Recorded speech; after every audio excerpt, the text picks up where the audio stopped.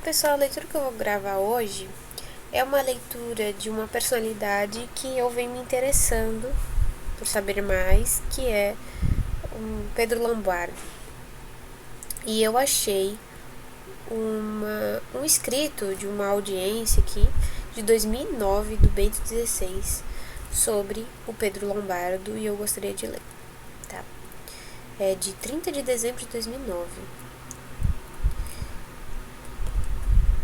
Eu acho que é a transcrição de um vídeo. Tá com essa página aberta e eu não reparei até agora que tinha um botãozinho escrito vídeo.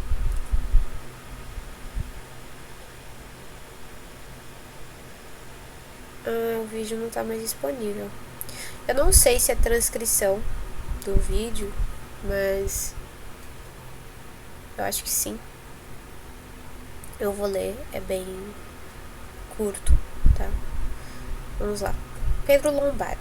Queridos irmãos e irmãs, nessa última audiência do ano, gostaria de vos falar de Pedro Lombardo, um teólogo que viveu no século XII, que gozou de grande fama, porque uma sua obra, intitulada Sentenças, foi adotada como manual de teologia por muitos séculos.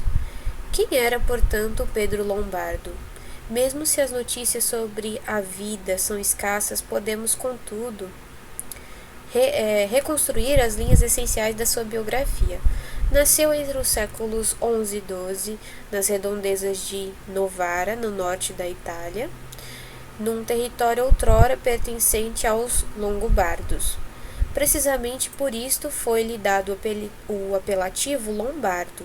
Ele pertencia a uma família de condições modestas, como podemos deduzir da carta de apresentação que Bernardo de Claraval escreveu a Giduíno, superior da abadia de São Vítor em Paris, para lhe pedir que hospedasse gratuitamente Pedro, que desejava ir àquela cidade por motivos de estudo. De fato, também na Idade Média, não só os nobres ou os ricos podiam estudar e desempenhar papéis importantes na vida eclesial e social, mas também pessoas com origens humildes, como por exemplo Gregório VII, o Papa que enfrentou o Imperador Henrique IV, ou Maurício de Sully, o arcebispo de Paris que mandou construir Notre-Dame e que era filho de um pobre agricultor. Pedro Lombardo iniciou os seus estudos em Borgonha, depois foi a Reims e por fim a Paris. A partir de 1140, ensinou na prestigiosa escola de Notre-Dame. Estimado e apreciado como teólogo, 8 anos mais tarde foi encarregado pelo Papa Eugênio III de examinar as doutrinas de Gilberto Porretano, que suscitavam muitos debates, porque eram consideradas não totalmente ortodoxas. Tendo se tornado sacerdote, foi nomeado bispo de Paris em 1159, um ano antes da sua morte, em 1160. Como todos os mestres de teologia do seu tempo, também Pedro escreveu discursos e textos de comentário à Sagrada Escritura. A sua obra-prima é constituída pelos 4 livros das Sentenças. Trata-se de um texto nascido e finalizado para o ensino. Segundo o método teológico em uso naqueles tempos, era necessário, antes de tudo, conhecer, estudar e comentar o pensamento dos padres da Igreja e de outros escritores considerados influentes. Por isso, Pedro recolheu uma documentação muito ampla, constituída principalmente pelo ensinamento dos grandes padres latinos, sobretudo de Santo Agostinho, e aberta à contribuição de teólogos seus contemporâneos. Entre outras, ele utilizou também uma obra enciclopédica de teologia grega, há muito tempo conhecida no Ocidente, a Fé Ortodoxa, composta por São João Damasceno.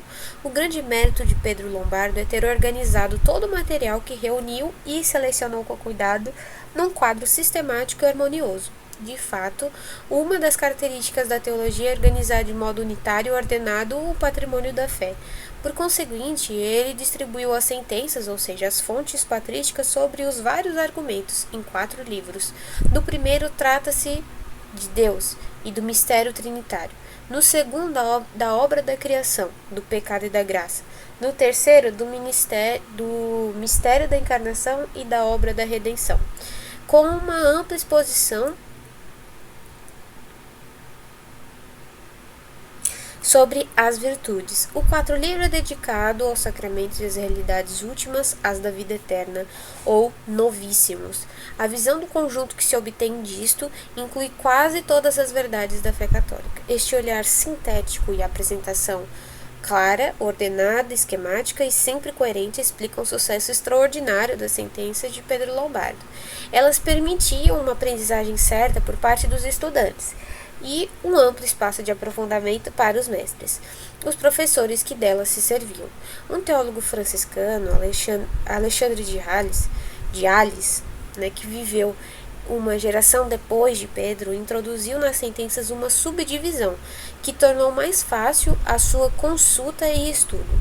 Também os maiores teólogos do século XIII, Alberto Magno, Boaventura de Bonorédio e Tomás de Aquino, iniciaram a sua atividade acadêmica comentando os 4 livros das sentenças de Pedro Lombardo, enriquecendo-as com suas reflexões. O texto de Lombardo foi o livro usado por todas as escolas de teologia até o século XVI.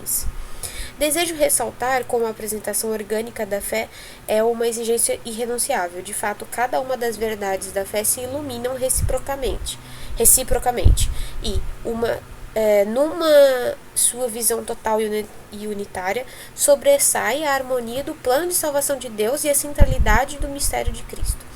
A exemplo de Pedro Lombardo, convido todos os teólogos e os sacerdotes a ter sempre presente a visão total da doutrina cristã contra os riscos atuais de fragmentação e da desvalorização de cada uma das verdades. O Catecismo da Igreja Católica, assim como o compêndio do mesmo catecismo, oferecem-nos precisamente este quadro completo da revelação cristã, que se deve acolher com fé e gratidão. Gostaria de encorajar, portanto, também cada um dos fiéis e comunidades cristãs a aproveitar estes instrumentos para conhecer e aprofundar os conteúdos da nossa fé. Assim, ela há de parecer-nos uma maravilhosa sinfonia que nos fala de Deus e do seu amor e que solicita a nossa adesão firme e resposta laboriosa. Para ter uma ideia do interesse que ainda hoje a leitura das sentenças de Pedro Lombardo pode suscitar, proponho 2 exemplos. Inspirando-se no comentário de Santo Agostinho ao livro do Gênesis, Pedro interroga-se acerca do motivo pelo qual a criação da mulher foi realizada a partir da costela de Adão e não da sua cabeça ou dos seus pés. E explica, abre aspas, era formada não uma dominadora nem sequer uma escrava do homem, mas uma sua companheira. Fecha aspas. Depois, sempre com base no ensinamento patrístico, acrescenta, abre aspas, nessa ação está representado o mistério de Cristo da Igreja. De fato, assim como a mulher foi formada da costela de Adão enquanto ele dormia, assim a Igreja nasceu dos sacramentos que iniciaram a brotar ao lado de Cristo que dormia na cruz. Ou seja, do sangue e da água, com que somos remidos da pena e purificados da culpa. Fecha aspas. São reflexões profundas e válidas ainda hoje, quando a teologia e a espiritualidade do matrimônio cristão aprofundaram muito a analogia com a relação esponsal entre Cristo e a sua igreja. Noutra passagem da sua obra principal, Pedro Lombardo, falando sobre os merecimentos de Cristo, interroga-se, abre aspas, por que razão então Cristo quis padecer e morrer se as suas virtudes já eram suficientes para lhe obter todos os méritos? Fecha aspas. A sua resposta é incisiva e eficaz, abre aspas, para ti, não para si mesmo, fecha aspas. Depois prossegue com outra pergunta e outra resposta, que parecem reproduzir os debates que eram feitos durante as lições dos mestres de teologia da Idade Média. Abre aspas. E em que sentido ele sofreu e morreu por mim? Para que a paixão e a sua morte fossem para ti exemplo e causa, exemplo de virtude e de humildade, causa de glória e de liberdade, exemplo dado por Deus obediente até a morte, causa da tua libertação e da tua bem-aventurança. Fecha aspas. Entre os contributos mais importantes oferecidos por Pedro Lombardo para a história da teologia, gostaria de recordar a sua análise sobre os sacramentos, dos quais deu uma descrição, diria, definitiva. Abre aspas, é chamado sacramento em sentido próprio aquilo que é sinal da graça de Deus e forma visível da graça invisível, de tal modo que traz a sua imagem e é a sua causa. Fecha aspas. Com esta definição, Pedro Lombardo colhe a essência dos sacramentos. Eles são causa da graça, têm a capacidade de continuar realmente a vida divina. Os teólogos sucessivos não abandonarão esta visão e utilizarão também a distinção entre o elemento material e o elemento formal, introduzida pelo mestre das sentenças, como foi chamado Pedro Lombardo.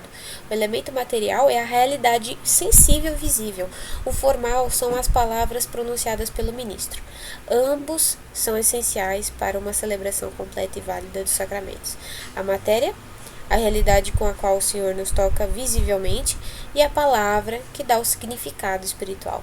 No batismo, por exemplo, o elemento material é a água que se derrama sobre a cabeça da criança, e o elemento formal são as palavras. Abre aspas, eu te batizo em nome do Pai, do Filho e do Espírito Santo. Fecha aspas. Além disso, Lombardo esclareceu que só os sacramentos transmitem objetivamente a graça divina e que são 7: o batismo, a confirmação, a Eucaristia, a penitência, a unção dos enfermos, a ordem e o matrimônio. Queridos irmãos e irmãs, é importante reconhecer como é preciosa e indispensável para cada cristão a vida sacramental, na qual o Senhor, através dessa matéria, na comunidade da Igreja, nos toca e nos transforma. Como recita o Catecismo da Igreja Católica, os sacramentos são, abre aspas, forças que saem do corpo de Cristo, sempre vivo e vivificante, ações do Espírito Santo, fecha aspas. Neste ano sacerdotal que estamos a celebrar, exorto os sacerdotes, sobretudo os ministros que curam as almas, a terem eles mesmos primeiro uma intensa vida sacramental, para servirem de ajuda aos fiéis. A celebração dos sacramentos distingue-se por dignidade e decoro, favoreça o recolhimento pessoal e a participação comunitária, o sentido da presença de Deus e o ardor missionário. Os sacramentos são o grande tesouro da Igreja e a cada um de nós compete a tarefa de os celebrar com fruto espiritual. Neles, um acontecimento sempre surpreendente toca a nossa vida. Cristo, através de seus sinais visíveis, vem ao nosso encontro, purifica-nos, transforma-nos e torna-nos partícipes da sua amizade divina. Queridos amigos, chegamos ao fim deste ano e estamos às portas do novo. Desejo-vos que a amizade de nosso Senhor Jesus Cristo vos acompanhe todos os dias deste ano que está para iniciar. Possa esta amizade de Cristo ser nossa luz e guia, ajudando-nos a ser homens de paz, da sua paz. Bom ano a todos vós, queridos irmãos e irmãs, amados peregrinos de língua portuguesa, agradecidos pelos votos, preces e sinais de amizade que tivestes para comigo nesses dias de festa, em honra de Deus menino. De coração desejo a todos um ano novo feliz, colocando nossa vida e família sob proteção da Virgem Maria para sermos autênticos amigos do Filho Jesus e corajosos construtores do seu reino no mundo. Assim Deus vos abençoe. Amém.